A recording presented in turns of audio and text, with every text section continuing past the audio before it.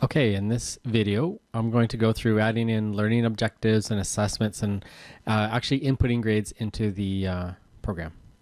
So I'm already logged in. I can go to Toolbox and go to Gradebook.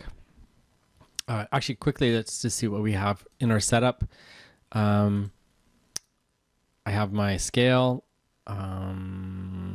Grade 8 to 9s are showing proficiency levels in the student view, and in the teacher view, grade 8 to 9 are showing both proficiency and letter grades. Okay.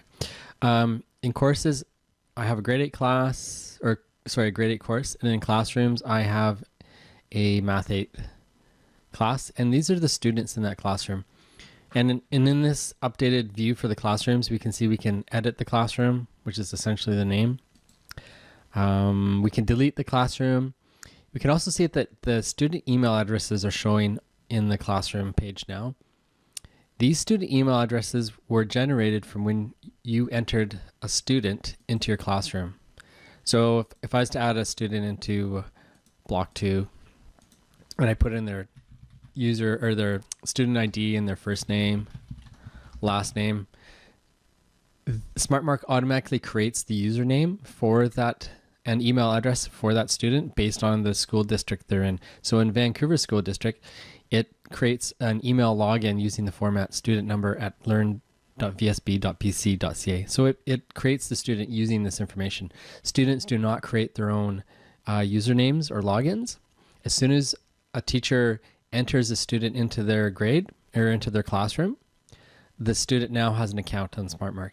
And if they go to log in for the first time, if you're a student, they'll go to log in and their username will be their student email address. So Vancouver would be something like this. But they won't know their password. So the very first time a student logs in, they have to use the forget password where they enter in their email address, and then they'll get a recovery password sent to their school email. Okay, so back to logging in for me though.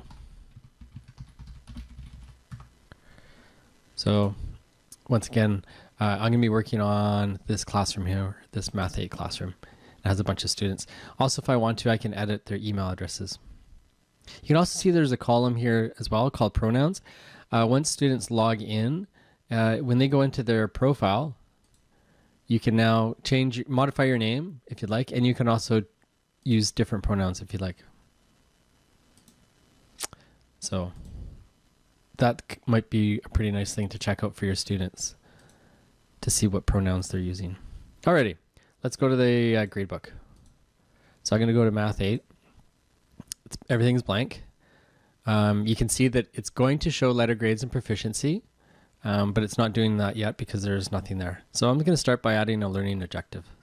So I'm going to go to Math 8, and I'm going to use an abbreviation, something like this, FRAC1. I'm going to call that simplifying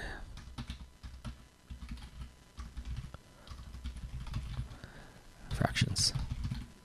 That's it. The mode is going to be last. I'll talk a little bit more about mode in a bit. Then I'm going to add another one here too. It's going to call fraction 2. This one is mathematical operations with fractions. Okay, so I have 2 learning objectives, and if I wanted to, I could edit it or delete it. I'm now going to make an assessment. I'm going to start with making a course assessment. So assessments are done in 2 different ways. You can either assign an assessment to a complete course or just to an individual. There is no option to assign assessments just to a classroom. Let's take a look at the course assessment. So in Math 8. I can give it a name I want. I'll just go test 1, and I'm going to pick fraction 1. And I'm going to give it actually a date from, say, last week. Submit. So there it is. I can edit it, which is just the name. It's everything. I can change, and if I want, I can add another objective to it. So this assessment now has 2 objectives to it. I could delete an objective, and I can update that. So let's enter in some grades. So it says block 2. That's because there's only one classroom associated with this course, Math 8. If there was two or more classrooms, there would be block 2, block, or whatever the names are, and you would enter in grades separately for each classroom. Let's go to block 2. Catherine, let's just say it's the first one. Everybody gets beginning. If you spell something wrong, you'll get a red box, so you'll know you have to do it again. And if you want, you could add in comments about some work the student did as well.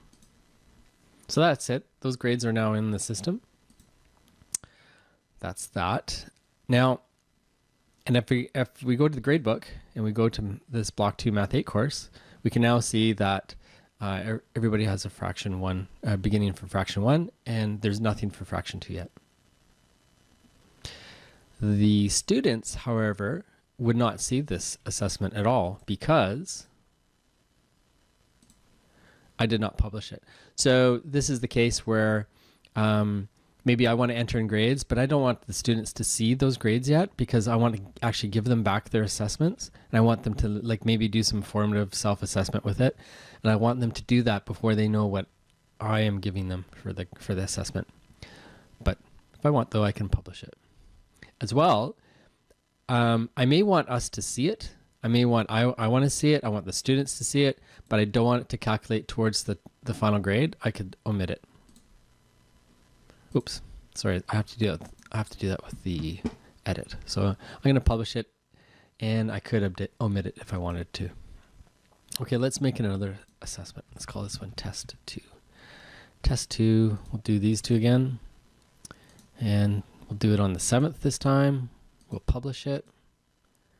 Let's enter in the grades this time. So these ones will do applying. So to enter applying, I can go APP, but also for applying, there's a shortcut, which is AAA. And that's nice for being able to enter in all your grades with just your left hand. My apologies to left-handed people if they use their mouse in their left hand. And fraction 2, let's suppose they do developing.